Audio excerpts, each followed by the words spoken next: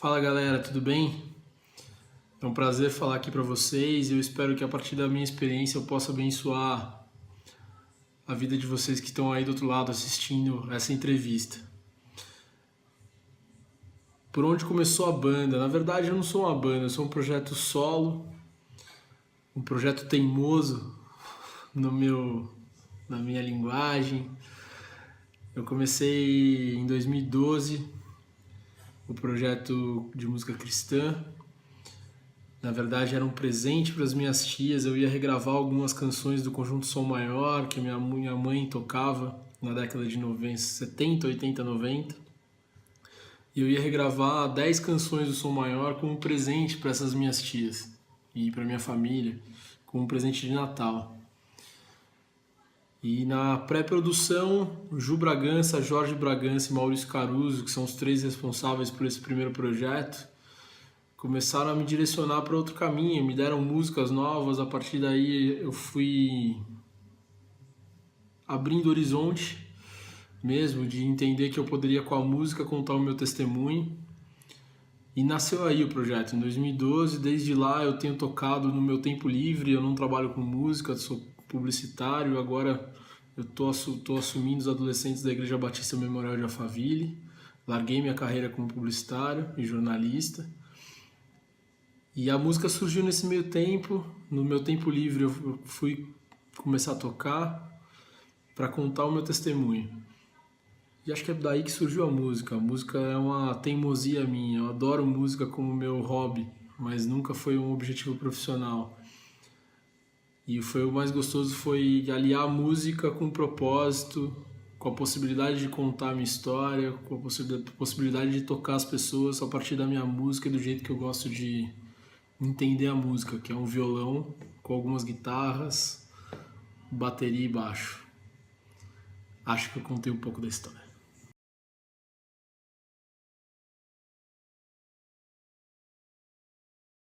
Eu acho que sim, acho que é super possível pregar o evangelho com música, tanto que eu estou fazendo isso. Eu acredito que a música é uma ferramenta facilitadora para que a gente toque na emoção das pessoas e a partir da emoção, do coração aberto, você consiga carregar a pessoa, abrir uma porta para que o evangelho chegue, para que a mensagem de Jesus chegue. Então eu acho que sim, a música é uma ferramenta super importante, não só como matéria de evangelismo, mas também nos cultos, na liturgia da visão cristã, aliás, de qualquer denominação. A música é super importante, tem denominações super fortes na música, como Assembleia de Deus, Adventista, Batista também. Então sim, a música é super importante. Eu acho que ela é uma baita ferramenta para que o evangelho vá longe. Inclusive com as possibilidades de ritmos diferentes, a música pode quebrar barreiras, ela pode facilitar o que a fala, o que um pregador não poderia falar em primeiro momento. Então sim, a música é uma baita ferramenta.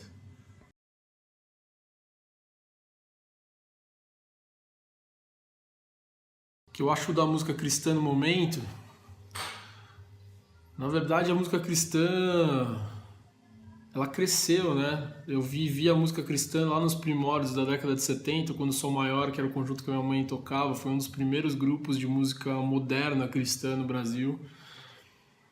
E de lá para cá eu venho acompanhando e participando desse processo um pouco de longe, como espectador, e agora um pouco tocando também, mas sem muito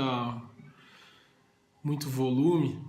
Eu acho que a música cresceu, a música se profissionalizou, e ao mesmo tempo que cresceu, a música se massificou e em alguns momentos ela perde um pouco da essência, ela perde um pouco da profundidade.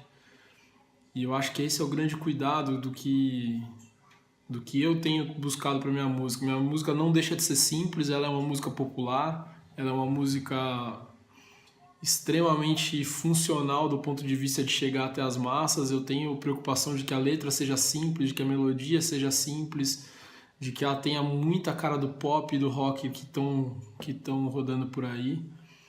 Mas uma preocupação que eu tenho sempre na minha canção é com a essência, com a palavra, com a conexão com a Bíblia, com a mensagem de Jesus. E para mim esse é o mais importante. E é óbvio que em alguns momentos isso está se perdendo na música cristã. mas eu acho que é uma lógica do que tudo que é massificado, tudo que vira um mercado, tudo que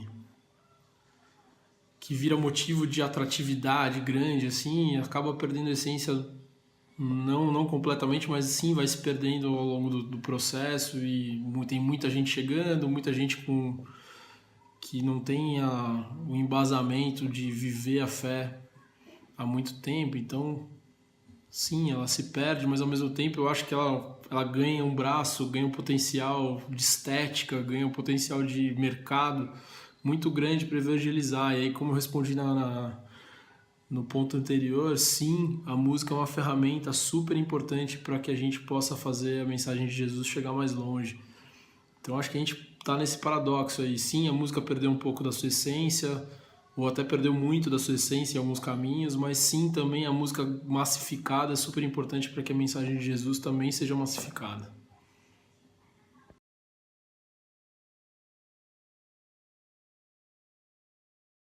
Sobre o sistema, eu acho que não tive, não tive nenhuma experiência, até porque eu fujo dele. Eu sempre fugi do mercado, sempre me preocupei de não cobrar para tocar, então isso também fecha portas. Eu sempre tentei, apesar da música ser comercial e ser pop, eu sempre tentei me manter à margem do mercado, então nunca tive uma experiência ruim. Também não conheço pessoas que tiveram experiências ruins tão claras assim, nunca conversei sobre isso. E eu acho que na hora que você se profissionaliza e trabalha com a fé, eu acho que são coisas que são difíceis de lidar e às vezes uma coisa pode brigar com a outra. Mas de fato eu não tive nenhuma experiência ruim com o mercado gospel.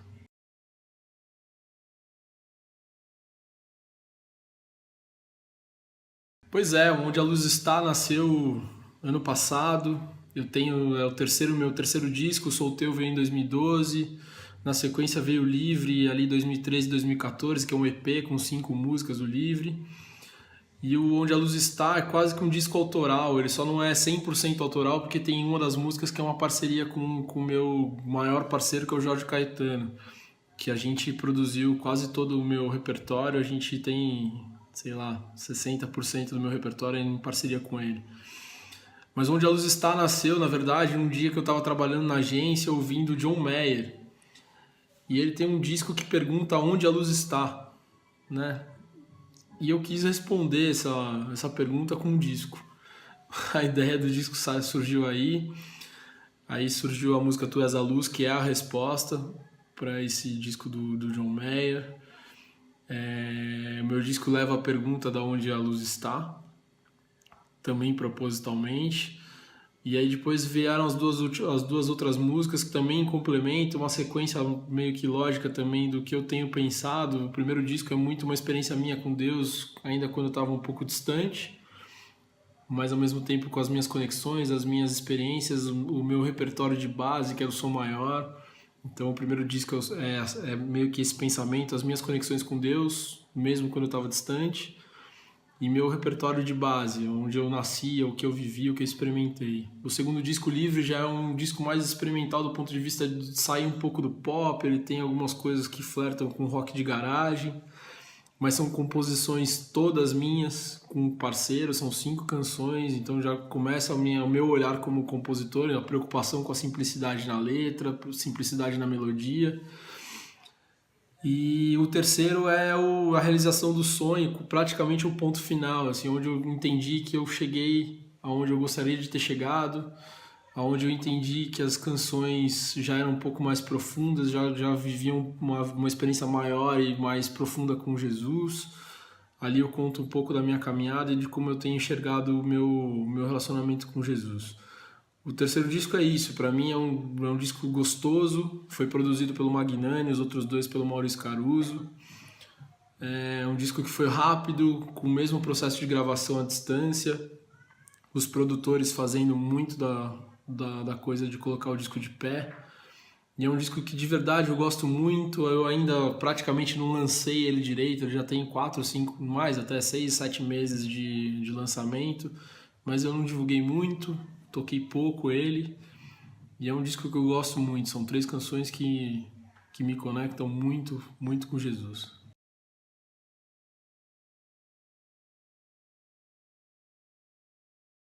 Na verdade, acho que não. Como eu falei em outra resposta, eu faço trabalho com a música como um projeto paralelo. Nunca levei a música como minha prioridade integral, como profissão, como sustento. Então, eu mesmo nessa escolha eu dificulto um pouco as possibilidades de tocar, diminuo as agendas. Eu geralmente toco uma vez por mês, até que agora esse ano eu vim pra cá, pra Igreja Batista Memorial de Alphaville, e o tempo tá mais curto. Então eu tenho tocado aqui, tenho tocado com os adolescentes, que é o pessoal que eu lidero, tenho feito uma ou outra intervenção na programação deles, e muito raramente tenho aceitado algum convite. A última vez que eu toquei esse ano foi em fevereiro, lá no Rio de Janeiro ainda, quando eu tava morando por lá. E agora sim, tenho aceitado o convite, mas tem que ser em horário vago que não atrapalhe meu ministério aqui na igreja. Então também dificulta um pouco o processo. E tem que caber na agenda da igreja, assim. A minha prioridade hoje é o trabalho na igreja.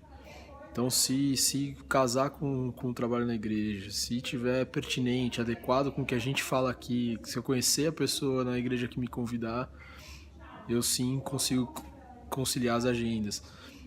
E aí, essa mesma resposta também tem um outro lado. Quando eu estava nativa, com mais disponibilidade, mesmo com uma agenda por mês, eu sim tinha um pouco de dificuldade.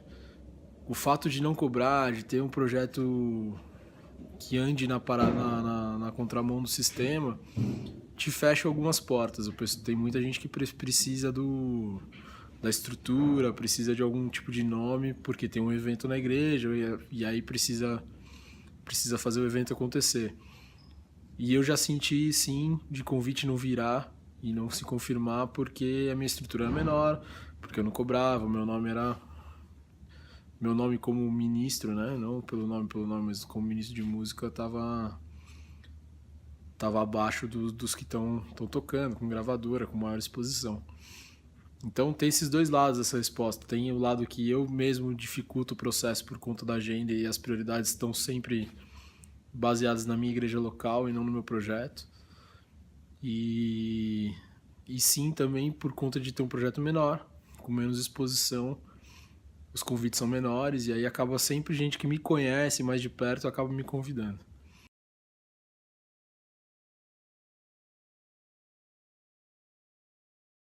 Essa canção, Meu Alvo, foi uma canção que eu compus com o Jorge Caetano. Também é uma das que eu mais gosto do meu repertório todo, de 18 músicas, talvez tá lá entre o top 5. Veio de uma discussão no Facebook, eu conversando com o Jorge sobre como Jesus interagiu com o mundo, como Jesus não se negou a falar com qualquer pessoa que passasse por ele, como Jesus não se colocou num pedestal e saiu para a rua para servir. E a partir do texto de Paulo, de que tudo é para ele, tudo é para Jesus, tudo é por ele, a gente começou a esboçar a música e saiu muito fácil. Foi uma música gostosa e que diz muito como a gente pensa, né? Apesar de trabalhar com a música, apesar de hoje trabalhar como na equipe de staff da IBM Alphaville, nada mudou. A gente continua sendo servos de Jesus, continua sendo obrigados ainda mais a servir as pessoas, que a gente continua sendo pecador como todos os outros, nada muda e Jesus também não mudou. Apesar de ser Deus, apesar de ser o cara, ele interagiu com o mundo, ele lavou o pé, ele conversou com a prostituta, ele estava na cidade, essa coisa de andar pela cidade, interagir com as pessoas, foi o que nos motivou com essa canção. Então, é mais um relato de como a gente pensa, de como a gente vive. E aí tô falando no plural, porque sim, o Jorge também pensa isso, quando a gente escreveu a música juntos, foi por esse caminho. E a sonoridade dela veio de algumas referências do que eu tava ouvindo no ano passado, muita coisa de folk, muita coisa de indie. E ela surgiu, o Magnani tirou da cartola esse violão com Dead Ged, a música ficou super sonora, com uma percussão de palmas, ela ficou super, super redondinha, né? Super simples ao mesmo tempo, mas super redondinha, bem produzida, com bom gosto. E de verdade é uma das canções que eu mais gosto do disco.